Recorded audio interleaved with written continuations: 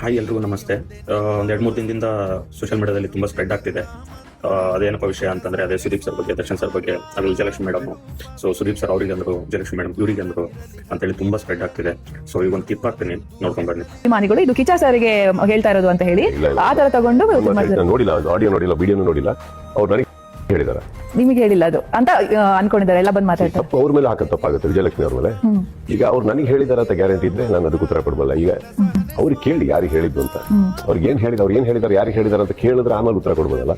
ಇಲ್ಲಾಂದ್ರೆ ನಾನ್ ಕುತ್ಕೊಂಡ್ಬಿಟ್ಟು ಅವ್ರೇನು ಹೇಳಿರೋ ಸ್ಟೇಟ್ಮೆಂಟ್ ನಾನು ರಿಯಾಕ್ಟ್ ಮಾಡಿದ್ರೆ ತಪ್ಪಾಗ್ಬಿಡ್ತಾರೆ. ಯಾಕೆ ಹಾಗೆ ಹೇಳಿದ್ರು ಗೊತ್ತಿಲ್ಲ ನನಗೆ.